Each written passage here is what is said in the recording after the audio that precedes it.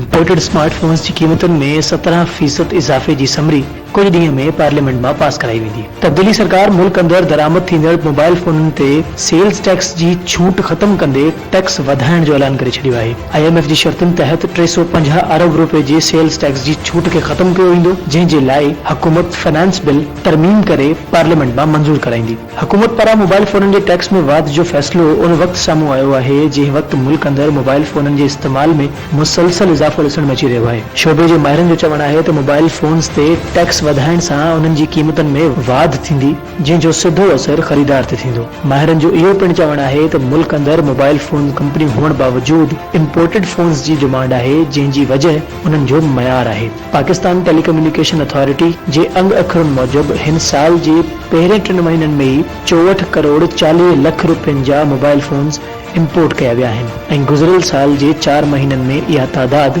55 करोड़ 80 लख रुपया हुई। अंग अखरनि वारे इदारे मूजिब 30 जून 2021 ते ख़त्म थींदड़ माली साल में मुल्क अंदर $2 अरब जा मोबाइल फोन इंपोर्ट थिया हुआ।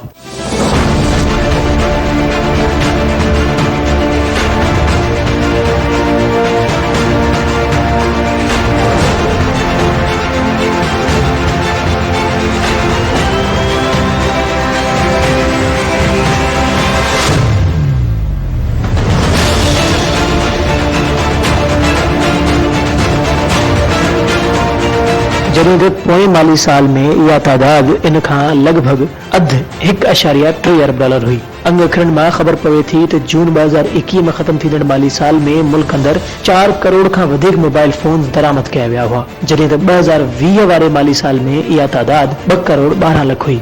मौजूदा माली साल जी बजट में अॻे ई मोबाइल फोन ते रेगुलेटरी ड्यूटी खे मोबाइल्स जी कीमतुनि जे हिसाब सां 32 खां 240% ताईं वधायो वियो हो, पर हाणे सेल्स टैक्स जी छूट खे ख़त्म करे मोबाइल फोन खे बि आम माण्हू जी पहुच खां परे कयो पियो वञे। वाज़ेह रहे त IMF खां $1 अरब जे कर्ज़ जे इजरा लाइ पाकिस्तान जी विफ़ाक़ी हुकूमत पेशगी इक़दाम दौर हिकु मिनी बजट आणण जी तयारी करे रही आहे, जंहिं में 350 अरब रुपयनि जे लॻभॻि सेल्स टैक्स जी छूट खे ख़त्म करण सां गॾोगॾु पेट्रोलियम अशिया जी लेवी जी शरह में बि इज़ाफ़ो कयो वेंदो। मोबाइल फोन जी क़ीमत में 17% इज़ाफ़े जो मतिलबु आहे त 10,000 वारी फोन हाणे 11,700 रुपए में मिलंदी। साॻी रीति 50,000 वारी फोन जी क़ीमत 58,500 ऐं 1 लख वारी फोन जी क़ीमत 1,17,000 ते पहुची वेंदी। तब्दीली सरकार जो इहो कदम डिजिटल पाकिस्तान जे पंहिंजी दावाउनि जे मुनाफ़ी आहे। अगर स्मार्टफोन ई मुल्क जे आम माण्हू जी पहुच खां परे थी वेंदो त मुल्क खे डिजिटल कीअं करे सघिबो।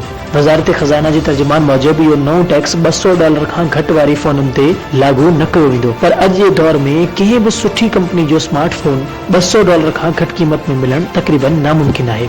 जदीद दौर में माण्हू बैंकिंग, शॉपिंग, कारोबार, तालीम तोड़े ॿियनि लातादाद कमनि लाइ मोबाइल फोन एप्लीकेशन्स ते इन्हिसार कंदा आहिनि।